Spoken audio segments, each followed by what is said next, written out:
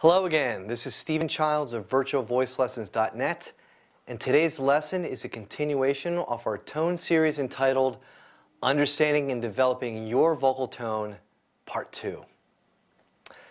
We saw in the Tone 1 video that tone can be defined as two things, the quality sound and the character of sound. The quality side of tone, which again is easier to describe in technical terms than the character side, is going to be the thrust of today's session. You may hopefully remember that the quality of tone has in and of itself two basic acoustical elements, which are treble and bass. Treble being the brighter, piercing side of the tonal quality, versus bass, which is the darker, fuller side. What is truly amazing about voice development is that the tone of the singer's voice, which is really the main focus of any singer, can be manipulated. In other words, it can be changed, it can be accentuated, it can be almost whatever we want it to be, good or bad, by just understanding and controlling a few simple concepts. Now, it is our approach here at virtualvoicelessons.net, as well as Musically Speaking Vocal Science and Performance Studios, that the best approach to take in the beginning of tone development is to develop what we call a pure tone. A pure tone is a tone that is devoid of any artificial style, whether it be throat constriction to achieve a more bright sound, or over-darkening the tone to sound more musical theater-ish, or operatic, or rock, or whatever. We must develop our natural tone first, which means no musical flair or style. No style whatsoever. Now, there are some artificial tonalities that people accidentally use when they're working on their tone. And one of them is what I call the Oklahoma voice. And it sounds sort of like this, where we tighten. I can't tell you how many people have come into my studio, and especially on the first day, trying to be impressive, and that's what they do. And they sing the scale like this. It's like almost like a fake operatic voice. We want to be more relaxed. With an open throat that more resembles the speaking voice. So, if you're a rock singer, or a fan of Barry Manilow, or Christina Aguilera, Carrie Underwood, Barbra Streisand, or Haley Nicole Williams, we want to leave out the stylistic nuances that may be artificially coloring the voice. We want to develop our pure tone first, which for us as contemporary singers is, again, modeled after a relaxed speaking voice. The speaking voice, when left without constriction, is the model of what a pure tone should be. Interestingly, so many books that you may see that try to instruct us on how to sing properly often have the same approach in the book's title. It is very common to see a voice book called Discover Your Voice or Learn How to Control Your Voice. Whether consciously or unconsciously, these books all tend to be concerned with the same problems. That is, as students of voice, we sometimes develop other singers' tones and styles before we develop our own. This can be dangerous if not kept in check, and is certainly not the correct attitude and approach to our own personal journey in discovering who we are as singers. We are all different, and this can be seen very clearly when it comes to the human voice. Most of us have our own distinct sound to our speaking voice, and it is my belief that this is what separates contemporary voice from the classical approach. If I were to line up 10 contemporary singers in a row and had them all sing, I guarantee you that most of them, if not all, would have very distinguishable singing voices. But if the same experiment were to be given with 10 classical singers, the difference becomes less noticeable. So many classical singers are very difficult for the average listener to tell apart. This is due to the fact that this approach to singing is less based around the natural speaking voice than contemporary voice is. Within seconds, a child can hear a pop or rock singer singing on the radio and know exactly who it is. I would bet my last dollar that on average this is not true with even the followers of the classical vocal style. And this is the very reason classical singing is so difficult to master, because it is not based on the speaking voice as is the contemporary approach. So therefore, we must leave out any hint of style or artificiality when developing our pure tone. The choice of our practice area is also very important when it comes to developing our pure tone. So many voice schools themselves fall prey to this common temptation of having the students singing in a very echo-filled room. This, of course, makes the singer sound better than they may be at the moment, which makes the student believe they magically sound better whenever they are in the mere presence of their voice teacher. So although this may make us sound much better to sing in the shower, for instance, or in a very empty room with hardwood flooring and high ceilings, this is not the ideal place for developing a pure tone. The addition of artificial resonance can mask the flaws within the tone itself. This is why we add effects such as reverb and delay on the voice during live performances or on a recorded track, because it has the tendency to make the voice sound thicker than it is. During recording sessions, for instance, we will often see the vocalist singing in a sound booth that is covered in sound-deadening materials, such as foam or carpet. The recording engineer does not want any artificial coloring or echo from the room itself, which is known as room ambience, to add to the voice in any way. Now, most of us do not have the luxury of practicing in a sound-dampened area as is found in most recording studios. In fact, so many of my students complain that they don't have any real good area to practice in at all.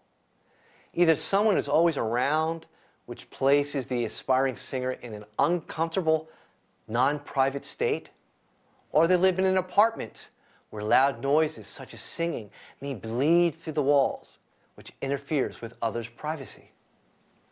Here are some helpful tips that may help you find an area where you can listen and develop a pure tone with as little as possible room coloring. Try practicing in a room that is filled with a lot of stuff. And the softer the stuff, the better.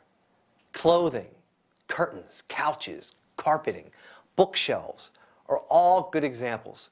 Soft materials absorb and refract sound energy and cause it not to bounce from wall to wall.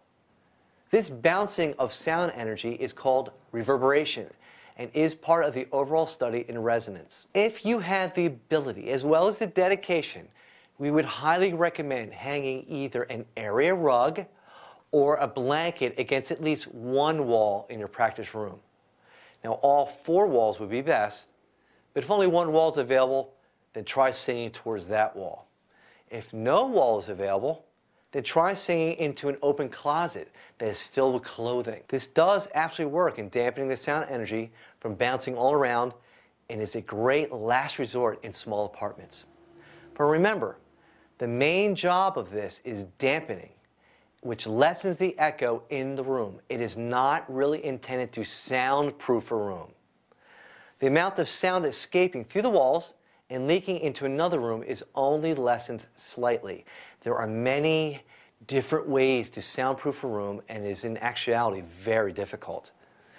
Different means of soundproofing only cover certain range of sound frequencies.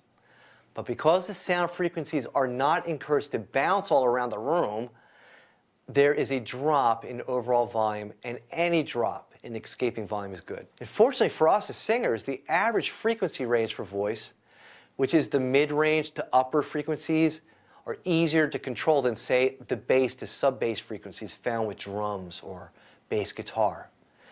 So you could say then that the actual music that you're singing along with probably would leak from room to room more so than the voice that is singing along. Now remember that our whole approach to voice training, both here at virtualvoicelessons.net, as well as Musically Speaking Vocal Science and Performance Studios, is to help train our voice students to become their own voice teacher. Again, we believe the best, most efficient, and long-lasting way to develop our singing voices is to actually become a voice teacher ourselves. So you will need to examine your own voice. And to do this, we must become sensitive to the details found within the act of singing. We must be able to pick apart the voice and be able to recognize all the little pieces that make singing work. Vocal tone is one of those vastly important parts of singing that can only be developed through careful listening. Now, I have a benefit when it comes to training my students that, truthfully, many teachers of voice use as their sole excuse to keep students indefinitely. I have an extra set of ears. And because of this, I have the ability to really hear you better than you can hear yourself. Well, that is true to some degree at least. You see, none of us hear ourselves the way the outside world does. Our ears are not designed to hear sound all around us or omnidirectionally as other living beings. We hear sound much better from the sides rather than straight on. You see, as sound leaves our mouth and travels straight out, it is not in line with our ears. So we don't actually directly hear ourselves. What we actually hear is the resonance of our voice vibrating in our skulls.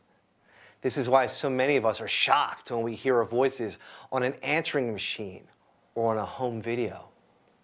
When I hear you, your voice is more in line with my ears than it is to you, and therefore I can hear you much better than you can hear yourself.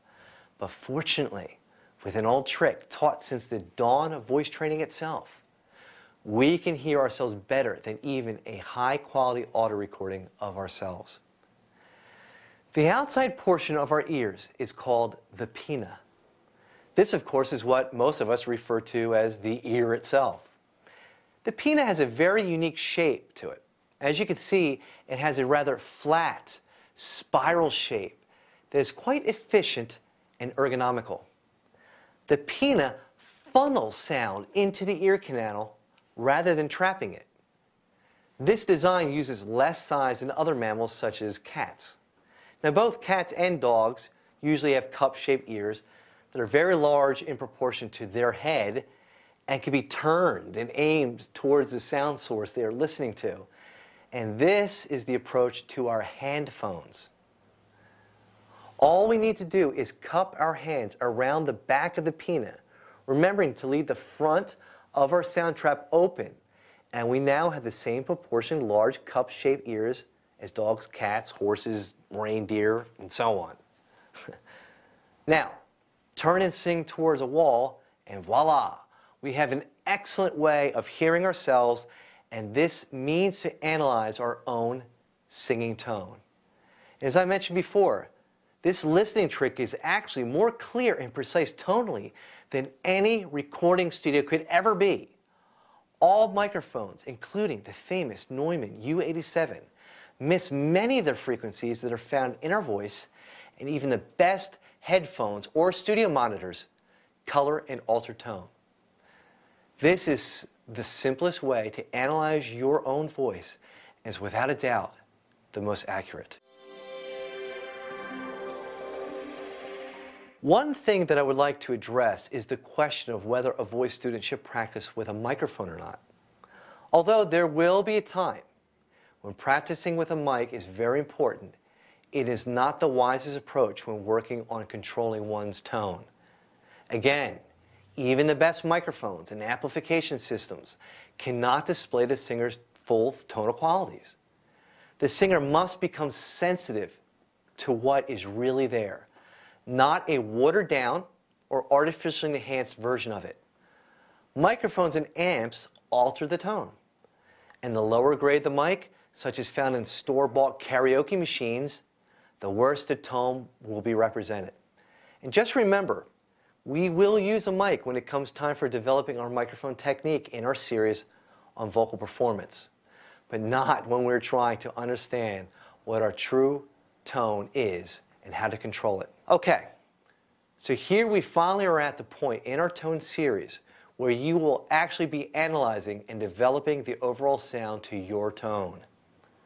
Again, What we're looking for when working on our tonal quality is whether our tone has a good balance and consistency in its treble and bass frequencies. Now, in order to achieve them, we need to maintain 3 physical requirements. In this video, we will be looking at 2 out of the 3. The third will be found in the tone video entitled Projection. The first physical requirement is that we must sing with the correct mouth opening. Now, this is something that we mentioned in our resonance video. In order to have the singing in the shower effect added to our voices, we must turn our mouths into facial bathrooms. We need to have a natural echo or reverberation to our vocal tone, which means, just like a bathroom, it must have space and hard walls. You see, singing with a closed mouth is like singing in a tiny room. And there's simply not as much echo in a small room as compared to a larger room. And just as important, singing with a closed mouth is just like singing with your hand over your mouth. It dampens and muffles the tone. Okay, now I'm going to demonstrate for you how quiet singing becomes when we sing with a closed mouth. I'm going to sing the note D, and I'll start with my mouth closed, and I'm going to open it. Let's take a listen.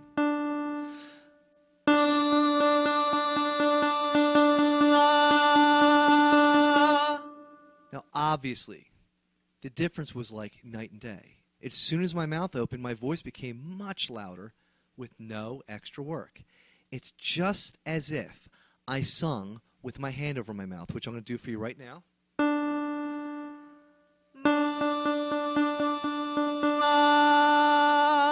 You can see that they were identical.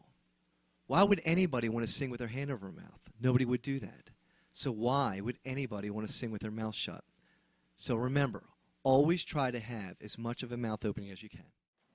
No one would ever do this. Yet so many of the students I've trained over the years forget time and time again to open their mouths when they sing. Oddly enough, it is obviously one of the easiest things to do. Many of us sleep with our mouths wide open at night and wake up next to a river of drool. Some people watch TV with their mouths hanging wide open. And yet when it comes to singing, which absolutely requires ample mouth openings, all of us tend to want to close the mouth. This is, in fact, what makes a mumbler mumble. They usually are shy, and with shyness comes withdrawing and closing. They hide behind a closed mouth because they don't want to truly be heard. Singing itself falls into this fear zone as well. Remember, singing is simply elongated speech and suffers from many of the same foibles. So many voice teachers get away with training this one simple requirement because it fixes so many things. The very act of singing becomes physically easier just by opening the mouth. As you probably could tell, the difference is very obvious. Singing with a closed mouth is far more difficult than with an open mouth. No one would ever want to sing this way. So the truth is this: the more closed the mouth, the harder it is to sing. If it's very closed, it's very hard. If it's just a tiny bit closed, then it's a tiny bit harder to sing. Singing with a correct mouth opening makes the voice louder as well. One of the most common concerns that beginning voice students seem to have when they first enroll in our voice school is the overall volume of their voices. Maybe you yourself have areas in your range that you just can't seem to make loud enough. So many females, for instance, complain that the lower registers are simply far too weak and cannot seem to be able to be heard over the music they're trying to sing to. For guys, the opposite is true. Their higher voices are often quieter than their low. Okay, now I'm going to demonstrate for you how difficult singing is when our mouth is closed. And this is something that you can actually try as well. I'm going to go up the 5-tone major scale with my teeth actually touching. I'm going to see how much more difficult it is to sing this.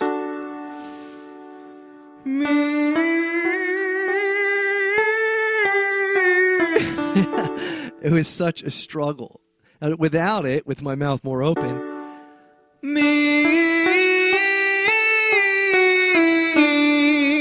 it's 10,000 times easier.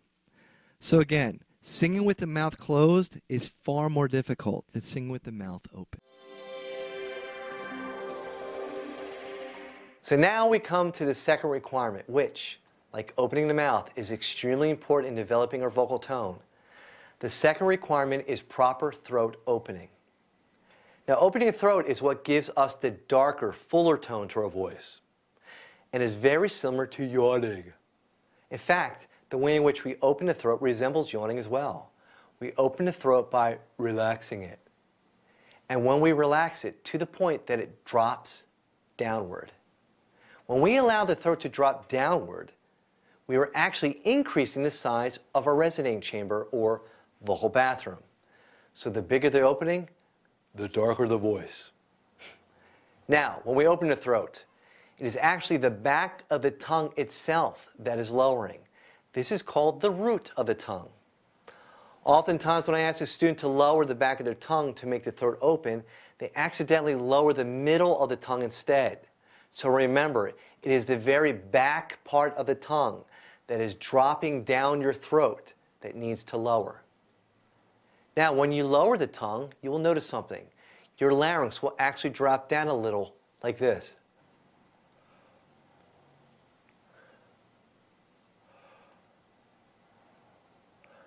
This is a great telltale sign that you did it correctly. Now, the best time to open the throat is before you sing, as you inhale. The tongue drops best during inhales, and we all have to inhale before we sing anyway. Not to mention, it is best to have an open throat position before we sing, as lowering the tongue after we start singing will make us have a second or two of a tight nasal tone. Now, we do have a very important rule as far as the throat opening is concerned, and that is this. The higher we sing, the more and more we need to open the throat up. The reason is this. As we sing higher, our larynx lifts upwards and tilts back a bit. So here is the larynx, and here is the back of my throat. Roughly what happens is the larynx lifts up, and our once large vocal bathroom is getting smaller and smaller. So we have to open the throat up to compensate. Again, this is a very crude analogy, but you get the point. So again, the higher we sing, the more and more we need to open the throat, and that's just to keep the tone sounding the same. To the listener, nothing's changed. But to us, we are constantly readjusting the throat to balance out our vocal tone. So just to recap, the first requirement for a good vocal tone is opening the mouth. This makes the voice clear, it makes singing easier, and increases our volume with no additional work. Next, we need to also open the throat up. This is what gives us the bass frequencies in our tone. And the higher we sing, the more and more we need to open just to keep it sounding the same. This week, I would like you to practice opening your throat up in front of a mirror using a flashlight. If you can't lower the root of your tongue at first, believe me, you will. Try using a toothbrush or even your finger to gently tap the back of the tongue down.